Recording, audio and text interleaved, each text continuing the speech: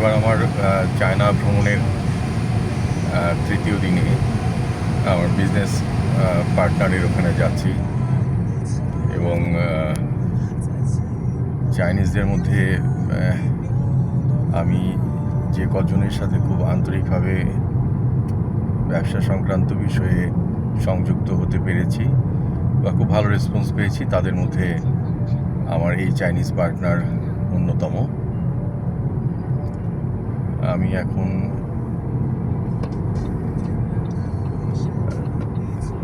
Guangzhou state থেকে প্রায় 120 kilometre দূরে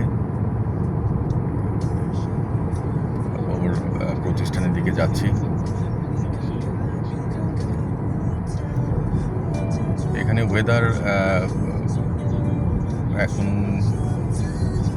বেশ ভালোই। আজকে 24 টেম্পারেচার।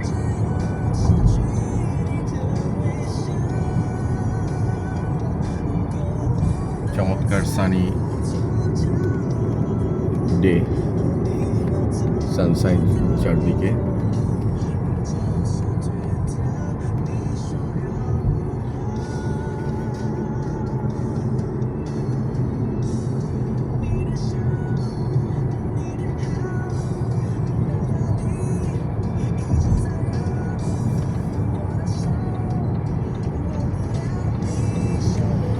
ভিডিওটা করার কারণ হচ্ছে যে আমি চায়নাতে যা দেখছি, এরা শুধু ইট পাথরেই ডেভেলপ করেনি, এদের প্রকৃতিগতভাবেও এরা সমৃদ্ধ। এখানে পাহাড় এবং পাহাড়ের পাদদেশে চমৎকার করে সাজানো এদের পথঘাট।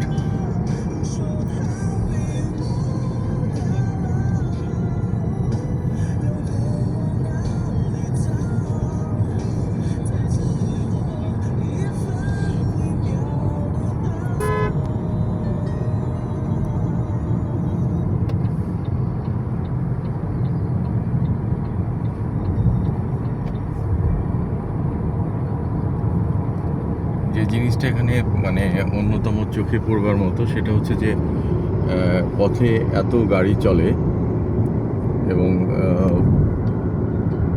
প্রতিনিয়তই চলে। 24 ঘন্টার মধ্যে প্রায় 24 ঘন্টাই এদের দিনে রাতে সমান হারে চলছে, কিন্তু কোনো ধরনের নয়েজ নেই, মানে অযথা হর্ন বা বলতে গেলে হর্ন আমি শুনিই নি। আমার তেমন একটা শোনা হয়নি হর্ন। এই দিকটা ভাবতে গেলে মনে হয় যে আমরা আসলে আমাদের দেশে পথে বেরোতে পারা যায় না, বেরোতে পারি না আমরা হর্নের অত্যাচারে। অযথা এত হর্ন, এত পলিউশনের ব্যাপারটা না হয় বাদই দিলাম, বিকজ আমাদের পথঘাটগুলো আদৌ সেভাবে হয়ে ওঠেনি যেখানে আমরা একটু শান্তিপূর্ণভাবে মানুষজন চলতে পারবে বা পথের ঘোরাঘুরি, পথের কাজ সারা বছরই আমাদের লেগে থাকে, কিন্তু কোনো ধরনের পরিষ্কার রাস্তাঘাট আমরা দেখতে পাই না। অ্যাটলিস্ট আমি তো আমার যতটুকু দেখেছি ঢাকা শহরে এরকম কোথাও না কোথাও কাজ হচ্ছে এবং সারা বছর ধরেই ঢাকার রাস্তাঘাটের একটা দুর্বিষহ চিত্র চোখে পড়ে।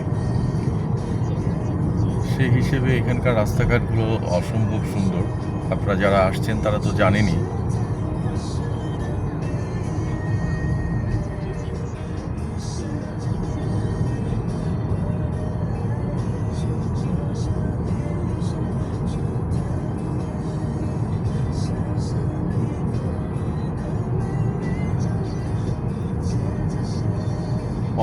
ফ্ল্যাটের মতো এখানে বাড়িঘরগুলো খুব ঠান্ডা এবং খুব নিশ্চুপ, কোলাহলমুক্ত,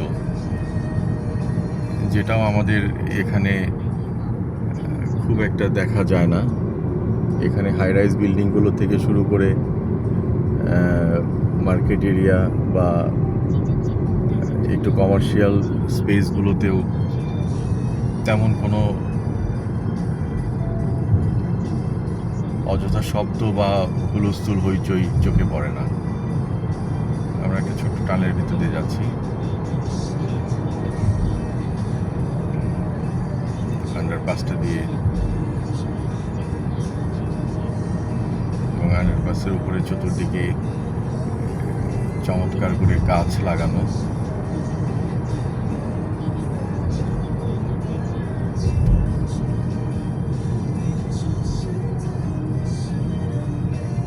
একটা কথা এখানে বলতেই হয় যে বাংলাদেশের বাইরে যখনই যেখানে গেছি আমি, বিশেষ করে যতটুকু আমার যাওয়া হয়েছে যে সমস্ত দেশে, তখন সেই সমস্ত জায়গাগুলোর পরিবেশ, পরিস্থিতি, লোকজন এবং সব মিলে যে একটা এনভায়রনমেন্ট, সেটা দেখে আমাদের নিজেকে খুব ক্ষীণ মনে হয়েছে। আমাদেরকে খুব নিজে থেকে একটা বিরক্তি আসে যে আমরা কেমন, কোথায় চলছি, কি অবস্থায় আছি, আর এরা কতটা ডেভেলপ করে গেছে, এদের মানসিকতা, এদের চালচলন, এদের পরিবেশ। মন থেকে একটা বিরক্তি এবং একই সাথে একটা কষ্ট অনুভব হয় যে আমরা কতটা রোগাক্রান্ত এখনো মানসিকভাবে। আমরা আমাদের দেশটাকে 50-55 বছরেও এখন পর্যন্ত সাজাতে পারলাম না, দেশটাকে ডেভেলপ করতে পারলাম না। শুধুমাত্র কিছু অন্যায়কারী রাজনীতিবিদ, নষ্ট রাজনীতি, নষ্ট আমলাতন্ত্র জন্য। যাই হোক, এটা আমাদের দুর্ভাগ্য। আমরা জানি না যে কবে আমরা এইসব কাগজে উন্নত দেশের নামে না থেকে প্রকৃত অর্থে কিছুটা উন্নত হব বা মানসিকভাবে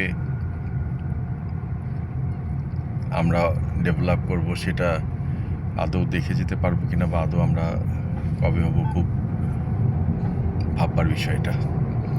আপনাদের সবাইকে আমার আন্তরিক শুভেচ্ছা, ধন্যবাদ। আশা করি আমি পরবর্তী ভিডিও যদি করার সময় পাই কাজের ফাঁকে, তখন আবার আমরা কিছু জায়গা নিয়ে, কিছু বিষয় নিয়ে কথা বলবো। ভালো থাকেন সবাই, দোয়া করবেন আমার জন্য।